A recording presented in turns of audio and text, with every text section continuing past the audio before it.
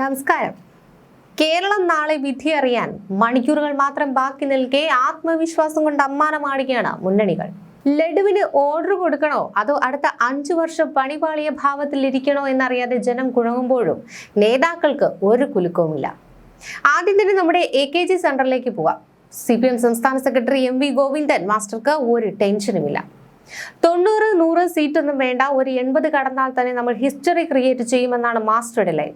ഇനിയിപ്പോൾ വോട്ട് എങ്ങാനും ഒന്ന് ഷിഫ്റ്റ് ആയിട്ടുണ്ടെങ്കിൽ അത് ഈ നാട്ടിലെ ട്രാഫിക് ബ്ലോക്ക് പോലെ സാധാരണമാണെന്നും ന്യൂനപക്ഷ വോട്ട് UDFന് പോയി എന്നത് വെറും മൂലയിലെ ചർച്ച മാത്രമാണെന്നും അദ്ദേഹം തറപ്പിച്ചു പറയുന്നു. മുഖ്യമന്ത്രിയെ തീരുമാനിക്കാൻ പാർട്ടിക്ക് 1 മണിക്കൂർ പോയിട്ട് 1 മിനിറ്റ് പോലും വേണ്ടത്രേ. അപ്പുറത്തെ ഇന്ദിരാ ഭവനിൽ തിരുവനന്തപുരം മാർച്ച് നടക്കുകയാണ്. KC വേണുഗോപാലും VD സതീശനും ചെന്നിത്തലയും ദീപാദാസ് മുൻഷിയും ഒക്കെ രാത്രിയുടെ തലസ്ഥാനത്ത് ക്യാമ്പ് ചെയ്യും. വോട്ടെണ്ണിക്കഴിഞ്ഞാൽ 1 നിമിഷം പോലും കളയാതെ മുഖ്യമന്ത്രിയെ വാഴിക്കുമെന്നാണ് PC വിഷ്ണുനാഥ് പറയുന്നത്. എക്സിറ്റ് പോളുകാരെ വിശ്വസിച്ച് ആരും ലഡു തിന്നണ്ട, UDF തരംഗം വരാനിരിക്കുന്നതേ ഉള്ളൂ എന്ന് വിഷ്ണുനാഥ് ഓർമ്മിപ്പിക്കുന്നു. മണലൂരിലെ തന്റെ പോരാട്ടം ഒരു റിസ്ക് ആയിരുന്നുവെന്ന് അദ്ദേഹം സമ്മതിക്കുന്നുണ്ട്. കഴിഞ്ഞ തവണ തോറ്റത് കോൺഗ്രസിന്റെ നോട്ടപ്പിശക് കൊണ്ടാണത്രേ. പ്രതാപൻ ജയിച്ചാൽ മന്ത്രിയാകുമെന്ന് ചിലർ പറയുന്നുണ്ടെങ്കിലും താൻ വെറും പാവം പാർട്ടിക്കാരനാണെന്നാണ് അദ്ദേഹത്തിന്റെ അവകാശവാദം. തൃപ്പൂണിത്തുറയിൽ എതിരാളി ഉണ്ണികൃഷ്ണന് പറയാൻ കൊള്ളാത്ത നെഗറ്റീവുകൾ ഉണ്ടെന്ന് ബാബു സാറിന്റെ കണ്ടുപിടുത്തം. ആറന്മുളയിൽ തനിക്ക് കിട്ടുന്നത് അൾട്രാ കംഫർട്ടബിൾ ഭൂരിപക്ഷമായിരിക്കുമെന്ന് അബിൻ പറയുന്നു. BJPക്കാരുടെ വോട്ട് CPMലേക്ക് പോകാതിരിക്കാൻ പ്രത്യേക പ്രാർത്ഥനയിലാണോ എന്നും സംശയമുണ്ട്. ചുരുക്കത്തിൽ കേരളത്തിലെ 140 മണ്ഡലങ്ങളിലും എല്ലാവരും ഒരേ സമയം ജയിക്കുന്ന ഒരു വിചിത്ര പ്രതിഭാസമാണ് നാളെ നമ്മൾ കാണാൻ പോകുന്നത്. നാളെ രാവിലെ പെട്ടി പൊട്ടുമ്പോൾ ആരുടെ ആത്മവിശ്വാസമാണ് ICUവിലേക്ക് മാറുന്നതെന്ന് നമുക്ക് കാത്തിരുന്ന് കാണേണ്ടി വരും. കളമശ്ശേരിയിലെ കണക്കുകളിലേക്ക് വരാം. അവിടെ വോട്ടിംഗ് മെഷീനേക്കാൾ വേഗത്തിൽ നേതാക്കളുടെ തലയൊക്കെ പുകയുന്നുണ്ട്.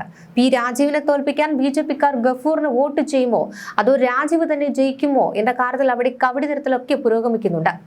കളമശ്ശേരിയിൽ NDA സ്ഥാനാർത്ഥി BDJS-കാരനായതുകൊണ്ട് ആ വോട്ടുകൾ എങ്ങോട്ട് മറിയുമെന്ന ചെന്നിത്തലയുടെ നിരീക്ഷണം കേട്ടാൽ തോന്നും അവിടെ വോട്ടർമാരെക്കാൾ കൂടുതൽ ഡീൽ ഉറപ്പിക്കുന്നവരാണ്. കുണ്ടറയിൽ നിന്ന് PC വിഷ്ണുനാഥ് നൽകുന്ന അപ്ഡേറ്റ് കേട്ടാൽ എക്സിറ്റ് പോളുകാർക്ക് ആത്മഹത്യ ചെയ്യാൻ തോന്നും. 2011 എക്സിറ്റ് പോൾ കണ്ടവർക്ക് തെറ്റി, ഇത്തവണയും അവർക്ക് തെറ്റുമെന്നാണ് വിഷ്ണുനാഥ് ലൈൻ. കേരളത്തിൽ മൊത്തത്തിൽ ഒരു UDF തരംഗം അടിക്കുന്നുണ്ടെന്ന് അദ്ദേഹം പറയുമ്പോൾ അത് എയർ കണ്ടീഷന്റെ അല്ലെങ്കിൽ കാറ്റാണോ അതോ വോട്ടർമാരുടെ കാറ്റാണോ എന്ന് നാളെയൊക്കെ കണ്ടറിയാം. എന്തായാലും ഭരണം കിട്ടിയാൽ മുഖ്യമന്ത്രിയെ വാഴിക്കാൻ 1 നിമിഷം പോലും കളയില്ലെന്ന് അദ്ദേഹത്തിന്റെ ഉറപ്പ് കേട്ട് ഹൈക്കമാൻഡ് പോലും ഞെട്ടിയിട്ടുണ്ട്. ചുരുക്കത്തിൽ നേതാക്കളെല്ലാം തിരുവനന്തപുരത്തേക്ക് വണ്ടി കയറി കഴിഞ്ഞു. LDF വരുന്നത് 3ാം തവണ ചരിത്രം തിരുത്താനാണെങ്കിൽ ആ ചരിത്രം തിരുത്തി എഴുതാൻ മഷീൻ പേപ്പറുമായി UDF ഇന്ദിരാഭവനിൽ റെഡിയാണ്. BJP ആകട്ടെ തങ്ങൾ കൊടുത്ത കിറ്റും സാരി വോട്ടായി മാറുമോ എന്നറിയാൻ കണ്ണിൽ എണ്ണയൊഴിച്ച് കാത്തിരിക്കുന്നുണ്ട്. അപ്പോൾ നാളെ രാവിലെ 8 മണിക്ക് പെട്ടി പൊട്ടുമ്പോൾ കാണാം ആരുടെ ആത്മവിശ്വാസമാണ് അൾട്രാ കംഫർട്ടബിൾ, ആരുടേതാണ് വെറും നോട്ടപ്പിശകെന്ന്. കഴക്കൂട്ടത്തേക്ക് വണ്ടി വിടാം. അവിടെ സിറ്റിംഗ് MLA കടകംപള്ളി സുരേന്ദ്രൻ ഒരു വലിയ കണ്ടുപിടുത്തം നടത്തിയിട്ടുണ്ട്.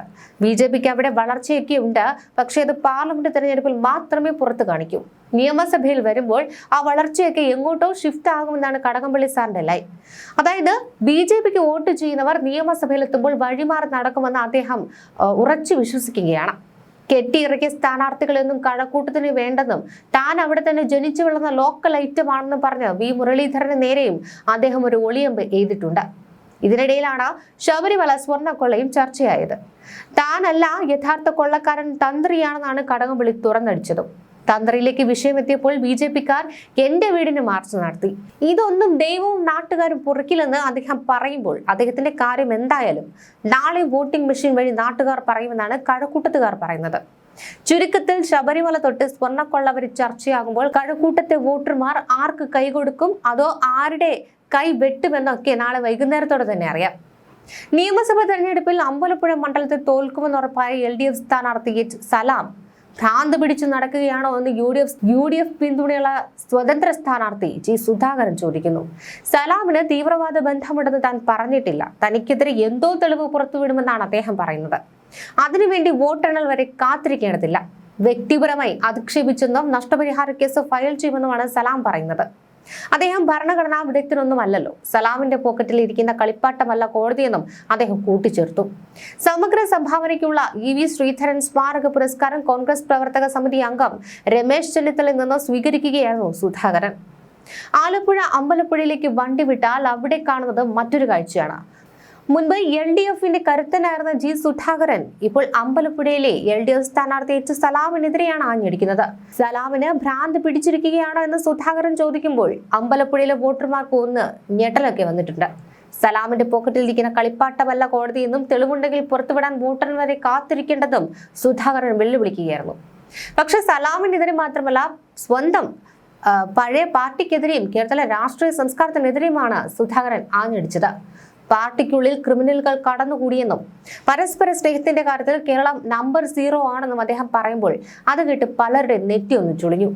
രാഷ്ട്രീയ ക്രിമിനലിസം നടക്കുന്നുവെന്ന് തുറന്നടിച്ച സുധാകരൻ തന്നെ സഹായിച്ച കോൺഗ്രസിനോട് നന്ദി പറയുവാനും മറന്നിട്ടില്ല. സ്വതന്ത്രനായി മത്സരിക്കുന്നത് അദ്ദേഹത്തിന്റെ അവകാശമാണെന്ന് അദ്ദേഹം പ്രഖ്യാപിക്കുമ്പോൾ ആലപ്പുഴയിലെ CPM വോട്ടുകൾ ആരുടെ പെട്ടിയിലാകുമെന്ന ടെൻഷനിലാണ് നേതൃത്വം. ചുരുക്കത്തിൽ അമ്പലപ്പുഴയിൽ LDF സ്ഥാനാർത്ഥി മുൻ മന്ത്രിയും തമ്മിലുള്ള ഈ വാക്പോര് നാളെ വോട്ടെണ്ണൽ ആരെയാണ് നിലംപരിശാക്കുക എന്ന് കണ്ടറിയാം. സുധാകരന്റെ സ്വതന്ത്ര ബാറ്റിംഗ് സലാമിനെ ഔട്ടാക്കുമോ അതോ ക്ലീൻ ബൗൾഡ് ആകുമോ എന്ന് നാളെ കണ്ടറിയാം. ഈ വാക്പോര് ഇപ്പോൾ വെറും വാക്കേറ്റമല്ല, ഒരു വലിയ ഡിജിറ്റൽ യുദ്ധമായി തന്നെ മാറിയിട്ടുണ്ട്. G സുധാകരന്റെ ഭ്രാന്ത് പ്രയോഗത്തിന് സലാം MLA ഫേസ്ബുക്കിലൂടെ നൽകിയ മറുപടി കേട്ടാൽ ആരും ഒന്ന് പകച്ചുപോകും. എന്റെ നേരെ ഭ്രാന്തെന്ന് തുള്ളാൻ വരേണ്ട എന്ന് സലാം തുറന്നടിച്ചപ്പോൾ അമ്പലപ്പുഴയിലെ ചൂട് വീണ്ടും കൂടി. സുധാകരൻ ചെണ്ട കൊട്ടേണ്ടത് തൊപ്പി വച്ചവരുടെ അടുത്താണെന്നും പഴയ പോലെ പാർട്ടിയിൽ ക്ലാസ് എടുക്കാൻ വരണ്ടെന്നുമാണ് സലാം ഉറപ്പിക്കുന്നത്. സംഗതി അവിടെയും തീർന്നില്ല. സുധാകരനെ തരുന്നിടം പുറത്തു കൊണ്ടുവരാൻ ഒരു പുതിയ പരമ്പര തന്നെ സലാം പ്രഖ്യാപിച്ചിട്ടുണ്ട്. സൂരി നമ്പൂതിരി മുതൽ കൽപ്പകവാടി വരെ ഈ രാഷ്ട്രീയ സീരിയൽ വോട്ടെണ്ണൽ കഴിഞ്ഞ് 10 ദിവസത്തിനകം റിലീസ് ചെയ്യുമെന്നാണ് സലാം പറയുന്നത്. UDFന്റെയും BJPയുടെയും കൂടാരത്തിൽ കയറിപ്പറ്റിയ സുധാകരന് ജമാഅത്തെ ഇസ്ലാമി ക്ലാസ് എടുക്കുന്നതാണ് നല്ലതെന്ന പരിഹാസവും ഇതിലുണ്ട്. BJP സ്ഥാനാർത്ഥി അരുൺ അനിരുദ്ധനെതിരെയും നിയമ നടപടിക്ക് സലാം ഒരുങ്ങുമ്പോൾ അമ്പലപ്പുഴയിലെ വോട്ടെണ്ണി കഴിഞ്ഞാലും ഈ പുകയൊന്നും പെട്ടെന്ന് അടങ്ങില്ലെന്ന് ഉറപ്പായി. നാളെ പെട്ടിപൊട്ടുമ്പോൾ സുധാകരൻ എഴുതുന്ന ക്ലാസ് ആണോ അതോ സലാം എഴുതാൻ പോകുന്ന പരമ്പരയാണോ ജനങ്ങൾ നെഞ്ചിലേറ്റതെന്ന് വ്യക്തമാകും.